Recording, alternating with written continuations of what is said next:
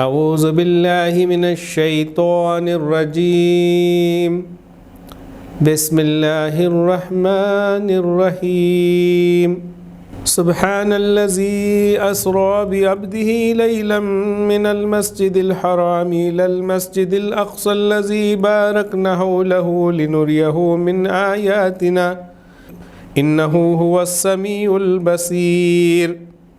السلام علیکم ناظرین، 15ویں پارے کا خلاصہ لے کر ہم آپ کی خدمت میں حاضر ہیں۔ سورہ بنی اسرائیل کا آغاز ہوتا ہے۔ اس سورہ میں رسالت محمدی صلی اللہ علیہ وسلم کا مکمل ہونا ثابت کیا گیا ہے۔ نیز تنبیہ کی گئی کہ بنی اسرائیل اور دوسری قوموں کے انجام سے سبق لو اور اللہ کی دی ہوئی مہلت کے اندر جس کے ختم ہونے کا زمانہ قریب آ لگا ہے سنبھل جاؤ اور اس دعوت کو قبول کر لو جسے محمد صلی اللہ علیہ وسلم اور قرآن کے ذریعے سے پیش کیا جا رہا ہے، ورنہ مٹا دیے جاؤ گے اور تمہاری جگہ دوسرے لوگ زمین پر بسا دیے جائیں گے۔ بڑے دلنشین طریقے سے سمجھایا گیا ہے کہ انسانی سعادت و شقاوت اور فلاح و ناکامی کا مدار اس پر ہے کہ انسان سیدھا راستہ اختیار کرے، کیونکہ راست روی اس کے اپنے لیے ہی مفید ہے۔ معاشرے کے خوشحال لوگوں کو تنبیہ کی گئی ہے کہ اللہ تعالیٰ جب کسی بستی کو ہلاک کرنا چاہتا ہے تو اس کے خوشحال لوگوں نافرمانیاں کرنے لگتے ہیں، تب عذاب کا فیصلہ اس بستی پر چسپاں کر دیا جاتا ہے اور اسے برباد کر دیا جاتا ہے۔ توحید کی دلیل دیتے ہوئے کہا گیا ہے کہ حقیقت یہ ہے کہ جب سمندر میں تم پر مصیبت آتی ہے تو اللہ کے سوا دوسرے جن کو تم پکارتے ہو وہ سب گم ہو جاتے ہیں اور اللہ کے سوا کوئی تمہیں یاد نہیں رہتا۔ اخلاق اور تمدن کے وہ بڑے بڑے اصول بیان کیے گئے ہیں جن پر زندگی کے نظام کو قائم کرنا دعوت محمدی کے پیش نظر تھا۔ یہ گویا اسلام کا منشور تھا جو اسلامی ریاست کے قیام سے 1 سال پہلے عرب کے سامنے پیش کیا گیا تھا۔ یہ اصول اس طرح ہیں: تمہارے رب نے فیصلہ کر دیا ہے کہ تم کسی کی عبادت نہ کرو مگر صرف اسی کی۔ 2. والدین کے ساتھ نیک سلوک کرو، اگر تمہارے پاس ان میں سے کوئی ایک یا دونوں بوڑھے ہو کر رہیں تو انہیں اف تک نہ کہو اور دعا کرو کہ پروردگار ان پر رحم فرما جس طرح انہوں نے رحمت اور شفقت کے ساتھ مجھے بچپن میں پالا تھا۔ 3. رشتہ دار کو اس کا حق دو اور مسکین اور مسافر کو بھی اس کا حق دو۔ 4. فضول خرچی نہ کرو، فضول خرچی کرنے والے شیطان کے بھائی ہیں۔ 5. اگر حاجت مندوں، رشتہ داروں، مسکینوں اور مسافروں کو سے کترانا ہو تو انہیں نرم جواب دو۔ 6. نہ بخل اور کنجوسی کرو اور نہ بالکل ہی فضول خرچی پر اتر آؤ۔ 7. اپنی اولاد کو افلاس کے اندیشے سے قتل نہ کرو، ہم انہیں بھی رزق دیں گے اور تمہیں بھی۔ 8. زنا کے قریب مت جاؤ۔ 9. کسی کا ناحق قتل نہ کرو۔ 10. یتیم کے مال کے پاس نہ پھٹکو مگر احسن طریقے سے۔ 11. عہد کی پابندی کرو، اس کے بارے میں تمہیں جواب دہی کرنی ہے۔ 12. پیمانے سے دو تو پورا بھرو اور تولو تو ٹھیک ٹھیک تولو۔ 13. کسی ایسی چیز کے پیچھے نہ پڑو جس کا تمہیں علم نہ ہو، آنکھ کان دل سب کی باس پرس ہونی ہے۔ 14. زمین پر اکڑ کر نہ چلو۔ ان سب باتوں کے ساتھ اہل ایمان کو ہدایت کی گئی ہے کہ مشکلات کے ان طوفان میں مضبوطی کے ساتھ اپنے موقف پر جمے رہیں اور کفر کے ساتھ مصالحت کا خیال تک نہ کریں۔ نیز انہیں تلقین کی گئی ہے کہ پورے صبر و سکون کے ساتھ حالات کا مقابلہ کرتے رہیں اور تبلیغ و اصلاح کے کام میں اپنے جذبات پر قابو رکھیں۔ اس سلسلے میں اصلاح نفس اور تزکیہ نفس کے لیے ان کو نماز کا نسخہ دیا گیا کہ نماز وہ چیز ہے جو تم کو ان صفات عالیہ سے متصف کرے گی جن سے راہ حق کے مجاہدوں کا آراستہ ہونا چاہیے۔ سورہ کہف شروع ہوتی ہے۔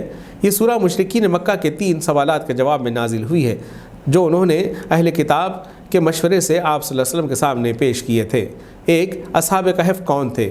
2. قصہ خضر کی حقیقت کیا ہے؟ 3. ذوالقرنین کا قصہ کیا ہے؟ یہ تینوں قصے عیسائیوں اور یہودیوں کی تاریخ سے متعلق تھے، اس لیے اہل کتاب نے امتحان کی غرض سے ان کا انتخاب کیا تھا تاکہ یہ بات کھل جائے کہ واقعی محمد صلی اللہ علیہ وسلم کے پاس کوئی غیبی ذریعہ علم ہے یا نہیں۔ اصحاب کہف کے متعلق بتایا کہ وہ اسی توحید کے قائل تھے جس کی دعوت یہ قرآن پیش کر رہا ہے، اور ان کا حال مکے کے مٹھی بھر مظلوم مسلمانوں کے حال سے اور ان کی قوم کا رویہ کفار کے رویے سے مختلف نہ تھا۔ پھر اس قصے سے اہل ایمان کو یہ سبق دیا گیا کہ اگر کفار کا غلبہ بے پناہ ہو اور ایک مومن کو ظالم معاشرے میں سانس لینے تک کی مہلت نہ دی جا رہی ہو تب بھی وہ باطل کے آگے سر نہ جھکانا چاہیے بلکہ اللہ کے بھروسے پر تقدیر نکل جانا چاہیے۔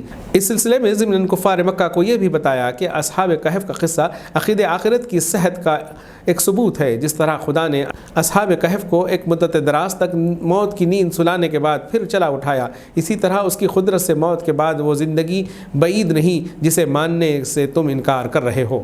اصحاب کہف کے قصے سے راستہ نکال کر اس ظلم و ستم اور تحقیر و تذلیل پر گفتگو شروع کر دی گئی جو مکے کے سردار کھاتے پیتے لوگ اپنی بستی کو چھوٹی سی نو مسلم جماعت کے ساتھ برت رہے تھے۔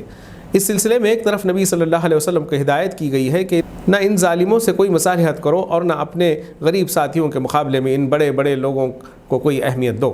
دوسری طرف ان رئیسوں کو نصیحت کی گئی ہے کہ اپنی چند روزہ عیش زندگانی پر نہ پھولو بلکہ ان بھلائیوں کے طالب بنو جو ابدی اور پائیدار ہیں۔ اسی سلسلے کلام میں قصہ خضر و موسیٰ کچھ اس انداز سے سنایا گیا ہے کہ اس میں کفار کے سوالات کا جواب بھی تھا اور مومنین کے لیے سامان تسلی بھی۔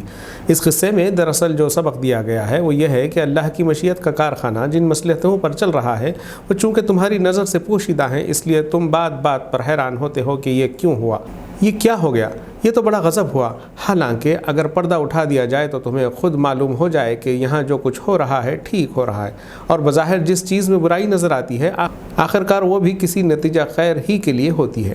ناظرین، پارے کا خلاصہ مکمل ہوا، کل پھر حاضر خدمت ہوں گے اگلے پارے کے ساتھ۔ اللہ حافظ۔